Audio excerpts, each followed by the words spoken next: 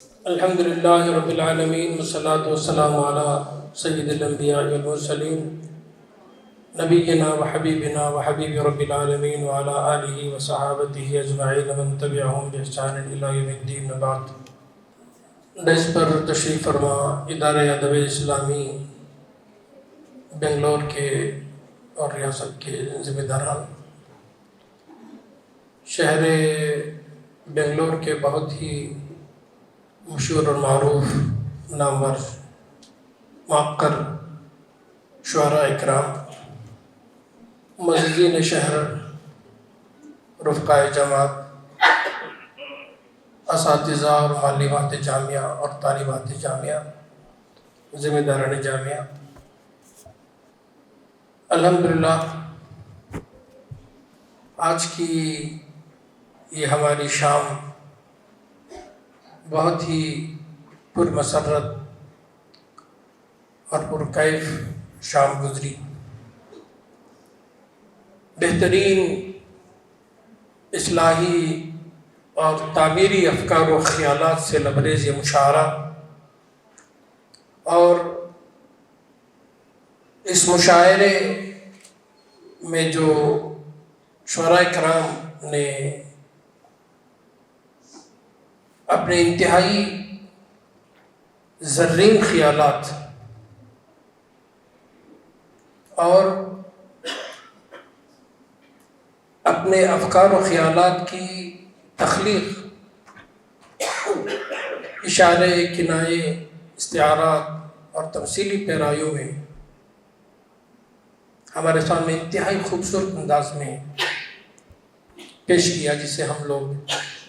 بلا شبہ معزوز ہو رہے تھے۔ ہر شاعر کی شاعری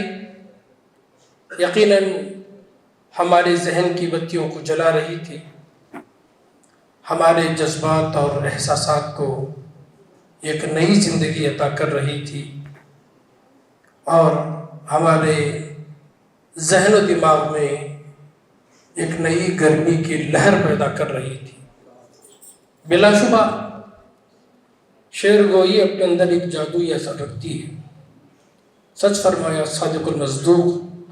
جناب محمد رسول اللہ صلی اللہ علیہ وسلم نے، ان من البیان للسحر، بلا شبہ کلام و بیان اپنے اندر جادوئی اثر رکھتے ہیں۔ سماج کے تعمیر و اصلاح میں اور صالح معاشرے کے تعمیر و انقلاب میں ادب کا اور خصوصاً شعر و شاعری کا بڑا اہم رول ہے۔ 1 گھنٹے کا خطاب شاعر ایک مصرعے میں کہہ دیتا ہے، وہ مصرع جو اثر قلوب اور اذہان پر کرتا ہے وہ پورے 1 گھنٹے کی تقریر نہیں کرتی ہے۔ تو شعر کا اپنا مقام ہے اور اس کی اپنی تاثیر ہے۔ دین کی خدمت میں، دین کی اشاعت میں، بھلائیوں کے فروغ میں، برائیوں کے ازالے میں، جہاں مختلف طبقات کا اہم کردار ہوتا ہے، علماء کا، صلحاء کا، مجاہدین کا، شہداء کا، وہیں ادباء اور شعراء کا بھی بہت ہی اہم کردار ہوتا ہے۔ وہ اپنے ذہن و دماغ کی تخلیق سے، اپنے دل و دماغ کی قوتوں کو نچوڑ کر وہ سماج کی تعمیر میں لگاتے ہیں، اور اپنے افکار و خیالات سے دلوں کی دنیا بدل دیتے ہیں۔ تو آج ہم نے اس مشاعرے میں اس کا مشاہدہ کیا۔ شعر و شاعری یا شعر و شاعری یہ صرف ذہنی تفریح کے لیے نہیں ہوتی، بلکہ وہ بھی بامقصد ہوتی۔ یہاں آغاز میں جناب رحیق اللہ منصوری صاحب نے سورہ شعراء کی آخری آیتوں کی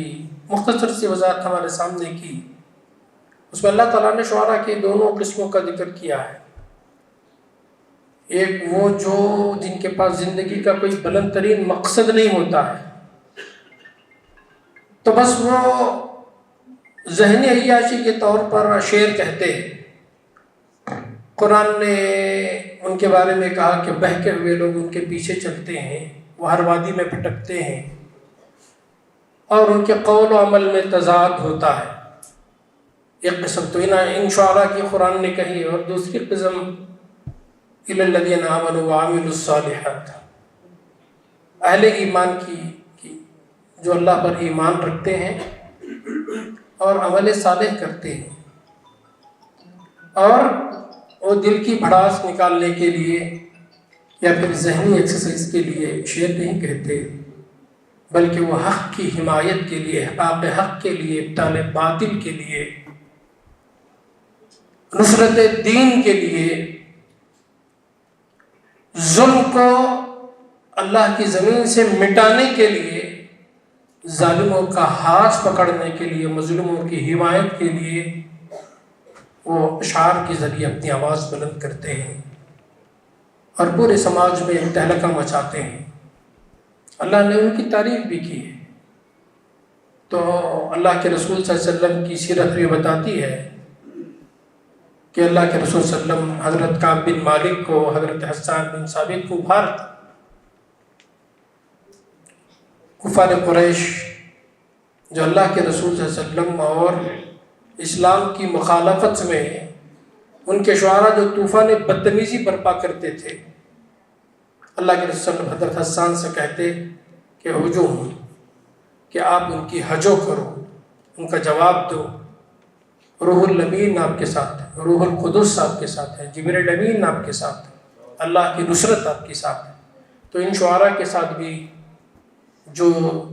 سماج کا درد اپنے دل میں رکھتے ہیں، اللہ تعالیٰ کی نصرت بھی ان کے ساتھ میں ہے، اور ان کی قیمتی خدمات بہت ہی قابل قدر خدمات ہیں ان کی،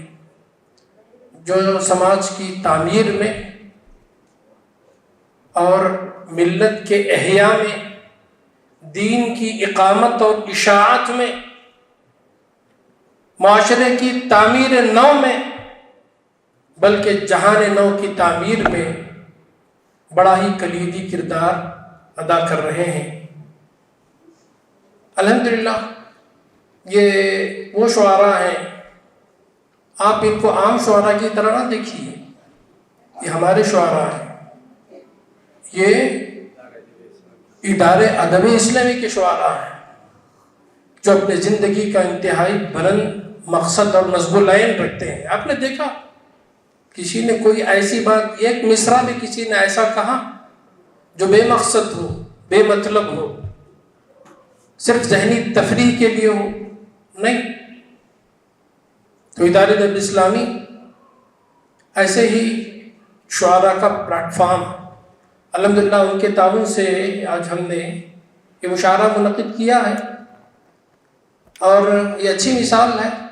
علامہ اقبال سر فہرست اس میں آتے ہیں۔ علامہ اقبال کی شاعری پر اگر آپ نگاہ ڈالیں تو آپ دیکھ سکتے ہیں کہ ان کی شاعری میں بھی فکری گہرائی، خودی کا تصور، خود اعتمادی، خدا اعتمادی، اور پھر تحریکی اور اصلاحی پہلو بھی، اور خصوصاً نوجوانوں کو بیدار کرنے کے حوالے سے پوری اسلامی فکر جو ہے ان کے اشعار سے چھلکتی ہے۔ دین کا وہ انتہائی آفاقی اور جامع تصور پیش کرتے ہیں، اور ان کے اشعار جو ہے رضا الہی کو مقصود بنانے کی طرف ہمیں راغب کرتے ہیں۔ مثال کے طور پر انہوں نے کہا، یا وسعت افلاک میں تکبیر مسلسل، یا وسعت افلاک میں تکبیر مسلسل، یا خاک کے آغوش میں تسبیح و مناجات، وہ مذہب مردان خداگاہ و خدا مست۔ پہلا جو ہے تکبیر مسلسل کا جو ہے، یا وسعت افلاک میں تکبیر مسلسل، وہ مذہب مردان خداگاہ و خدا مست، یا خاک کے آغوش میں تسبیح و مناجات کے بارے میں کہا یہ مذہب ملا و جماعتات و نباتات۔ اور رضا اللہ کو مقصود بناتے ہوئے انہوں نے کہا اللہ سے کرے دور تو تعلیم بھی فتنہ، اللہ سے کرے دور تو تعلیم بھی فتنہ، املاک بھی اولاد بھی جاگیر بھی فتنہ، ناحق کے لیے اٹھے تو شمشیر بھی فتنہ، شمشیر ہی کیا نعرہ تکبیر بھی فتنہ۔ اور خودی کے سلسلے میں کہا خودی کو کر بلند اتنا کہ ہر تقدیر سے پہلے خدا بندے سے خود پوچھے بتا تیری رضا کیا ہے۔ فرزند نے یورپ میں تھے، علامہ اقبال خط لکھا باجان مجھے کچھ پیسے چاہیے، کوئی چیز خریدنا ہے پیسے چاہیے، تو ایک نظم لکھ کر بھیج دیا بچے کو۔ اس نظم کا ایک شعر یہ ہے میرا طریق امیری نہیں فقیری ہے، میرا طریق امیری نہیں فقیری ہے، خودی نہ بیچ غریبے میں نام پیدا کر۔ جی، اور انہی اشعار میں سے جو نوجوانوں کو انہوں نے مخاطب کیا، کبھی اے نجوہ مسلم تدبر بھی کیا تو نے، کبھی اے نجوہ مسلم تدبر بھی کیا تو نے، وہ کیا گردوں تھا، گردوں سے مراد آسمان،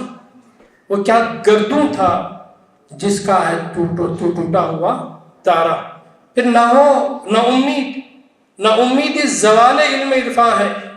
نہ امیدی زوال علم و عرفاں ہے، امید مرد مومن ہے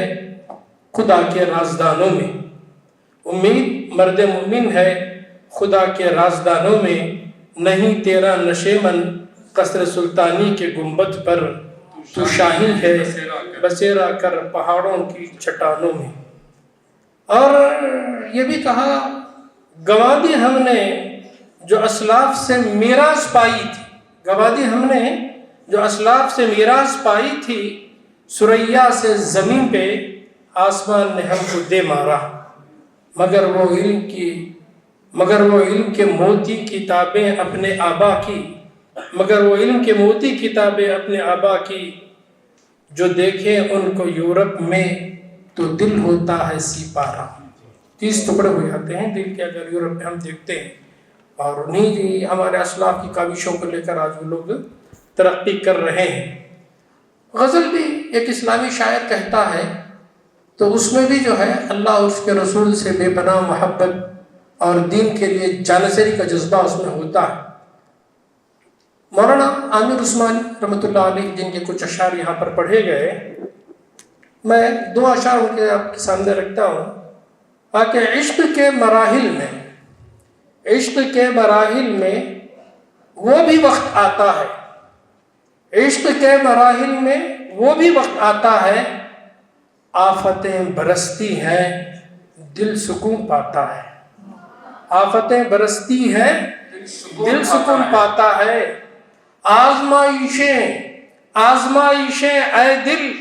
سخت ہی سہی لیکن، آزمائشیں اے دل سخت ہی سہی لیکن، یہ نصیب کیا کم ہے کوئی آزماتا ہے۔ یہ دراصل جو ہے قرآن مجید کی ایک آیت ہے، اللہ تعالیٰ نے غزوے کے موقع پر نازل فرمایا،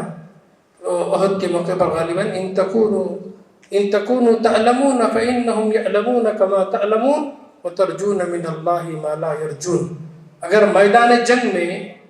آپ کو زخم پہنچی ہے، آپ اس کا درد و الم محسوس کر رہے ہیں، وہ لوگ بھی محسوس کر رہے ہیں، کفار بھی محسوس کر رہے ہیں، لیکن تم میں ان میں فرق یہ ہے کہ اللہ تعالیٰ سے بے پناہ تم امید رکھتے ہو، ہر ضرب جو تمہارے بدن پر لگتی ہے اس پر اللہ تمہیں اجر عطا کرے گا، اس کی تم امید کرتے ہو، لیکن اس کی امید ان کو نہیں ہے۔ یہ آفتیں برستی ہیں دل سکون پاتا ہے۔ تو بہرحال یہ ہمارے شعراء جو آج جنہوں نے رونق بخشی ہماری اس محفل مشاعرہ کو، میں دل کی عمیق گہرائیوں سے ان کے لیے دعا گو ہوں اللہ تعالیٰ ان کی کاوشوں کو شرف قبولیت عطا کرے. اور انشاءاللہ یہ ہمارا پہلا تجربہ ہے. پہلی مرتبہ ہم نے جامعہ کے قیام کے بعد مشاعرے کا فیصلہ کیا. اس میں ہمارے ڈاکٹر ثناء اللہ صاحب کا بڑا رول ہے. پچھلے سال ہی آپ کوشش کر رہے تھے کہ اس طرح کی محفل ہو، موجود کوشش کی وہ نہیں ہو سکا. الحمدللہ ان سال وہ ممکن ہو سکا، اور مختصر لیکن بہت ہی جامع اور بہترین انداز کی محفل، اور ہمارے آڈینس بھی سلیکٹڈ آڈینس ماشاءاللہ منظم انداز سے اور بہت ہی اچھے انداز سے الحمدللہ یہ نشست منعقد ہوئی ہے. تو میں ہمارے تمام شعراء کے لیے دل کے میں گہرائیوں سے شکریہ ادا کرتا ہوں. اسی طریقے سے ادارہ ادب اسلامی جن کے تعاون سے یہ مشاعرہ منعقد ہوا، میں ان کے لیے بھی دعا خیر کرتا ہوں. اور اس طریقے سے ہمارے جتنے لوگوں نے بھی تعاون فرمایا ہے مشاعرے کے انعقاد میں، ان سب کا بھی میں دل کے میں گہرائیوں سے شکریہ ادا کرتا ہوں، اور پھر اللہ سے ان کے لیے دعا کرتا ہوں.